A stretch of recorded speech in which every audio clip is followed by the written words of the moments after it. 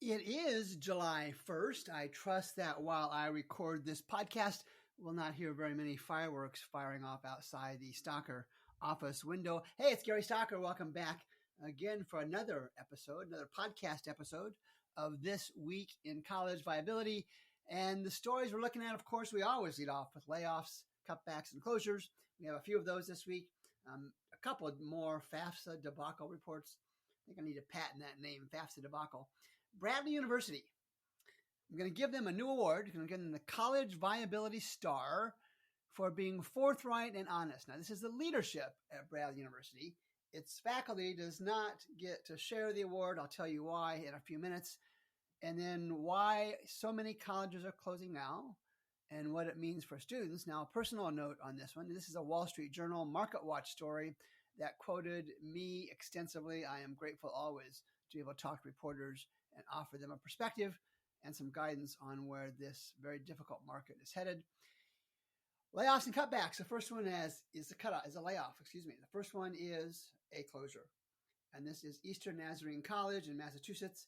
And this story was reported by Frank O'Laughlin and the Boston 25 news staff. It has gotten a lot of publicity since it came out last week. One a week. That's what we're seeing. And even I bet this 4th of July week, I bet we still see our one closure announcement coming out. The next one, the SUNY, Rockland Board of Directors. They plan to slash up to $2.6 million in jobs to address an ongoing multi-million-dollar deficit. I doubt the $2.6 million makes a big dent, but they're going to try and do it anyway. That comes from the Rockland News on June 26th. Keystone College has been on the podcast a few times before, and they announced on June 25th, that they are cutting 29 faculty and staff position and closing just 3 low-enrollment programs. That seems low. And this comes from Jim Lockwood on the 25th of June at the Times Tribune. UNC, University of North Carolina, Charlotte, University of North Carolina, Asheville, to cut under-enrolled programs. And no details on this one. They're going to cut some programs with low enrollment. But I do want to note that whether you're looking at public or private colleges, make sure you go to the College Navigator and look at the majors. Look at the programs and majors and how many students have graduated from the major or majors that your student is considering. I think I'm going to do a YouTube video on that shortly to show you how to do it.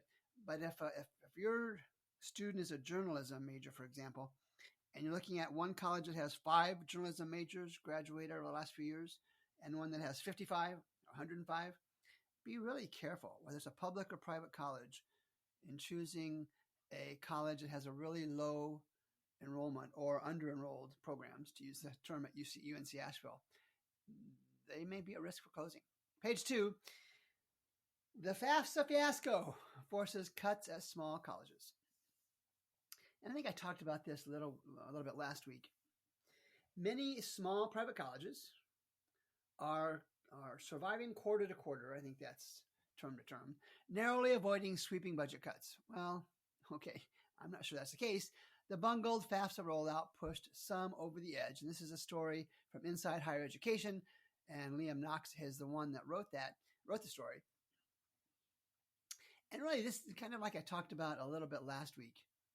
This is a story about a handful of colleges proactively cutting expenses in anticipation of the FAFSA debacle being real, and it will be. And mark my word, that those colleges who are not preparing for the FAFSA debacle with financial adjustments, cutbacks, if they're not doing it now, they will become the colleges this fall facing a financial and public relations debacle of their own as this fall rolls on. And my bet is we start seeing that in October, November, December sometime, and it rolls into early in 2025. Again, like I've said so many times, there are just too many colleges and not enough students willing to pay even a heavily discounted tuition. There are no programmatic changes. There are no marketing tactics that will change that economic reality. Page 2, we had a bad year is the headline. This is from WCBU 89.9 FM in Peoria, Illinois. And if I give out awards for reporters, maybe I should. Tim Shelley wrote a great story here. And this is what I talked about before. The Bradley University administration, particularly I think it's their CFO, really upfront. And let's talk about the story. It's a big deal. And again, kudos to Tim Shelley at WCBU. This is a well-researched and well-written story. And of course, compliments to Bradley University for sharing their situation with this. This is a story about bonds, loans that colleges take out, and the rules associated with borrowing that money, the bonds. Those rules are called covenants.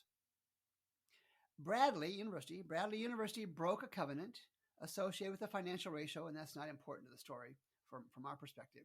But they broke a covenant associated with the financial ratio set by the bondholders, the folks that lent Bradley money. And again, I'm not sharing the number. I don't have it in my notes here. But that's not important. They broke the covenant. They broke the rule. Matt Fabian, who was quoted in the story, and he's a partner at Municipal Market Analytics in Concord, Massachusetts, notes while a covenant violation, which Bradley did, isn't considered to be as serious as missing a payment, Fabian said it's still a red flag. It's not a payment default, but it is a technical default, Fabian adds. And universities in strong financial health just don't have technical defaults, Mr. Fabian said. So there's clearly challenges that the school, Bradley University, is working through in this case. Now, the story's about Bradley. Again, kudos to them. They could have buried this and spun this many ways, and they didn't. And Tim Shelley, I hope I can reach out to Tim Shelley and see if he'll join me on the podcast someday. But here's where the real story is.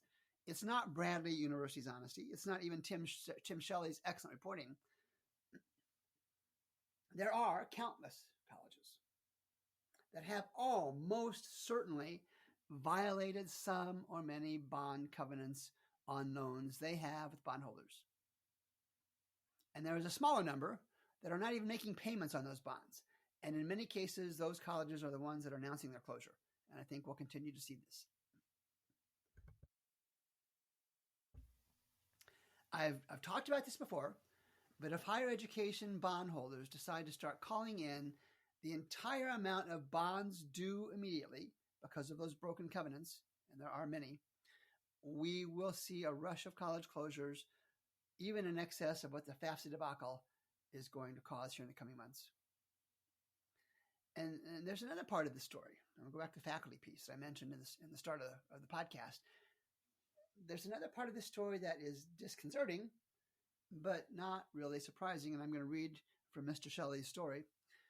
And I quote, "The Bradley chapter of the American Association of University Professors argue the cuts made at the university hurt the university's academic standing. Apparently, they've retained legal counsel regarding the cost-cutting process, saying it violated their faculty handbook. I don't doubt that's a distinct possibility. So here's what Bradley did. They terminated 38 faculty jobs, and another 23 were cut through attrition for a total of 61 positions. 15 programs will be phased out, and another 5 will be demoted from majors or concentrations to classes in the core curriculum. Here's the tough part. In the face of what is clearly a higher education bear market, declining market, college faculty at Bradley University can't even see beyond the wall of their ivory-covered buildings, I don't know if they have towers, at the need for financial and academic concessions for the financial health of the university. Not good. Page 3. This is a story that I was quoted on. It's why so many colleges are closing now and what it means for students. And this is Maya Levine. She and I chatted in mid-June sometime. And it's a Wall Street Journal publication, Morningstar. I think I said it's a Marketwatch. That's another one.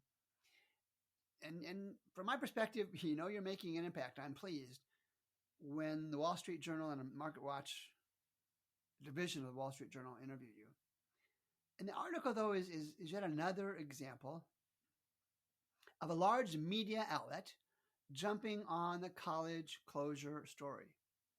The story itself is kind of a foregone conclusion story. And I'll tell you why. The first line reads, "Closures are always disruptive, but there are strategies schools can employ to minimize the challenges students face."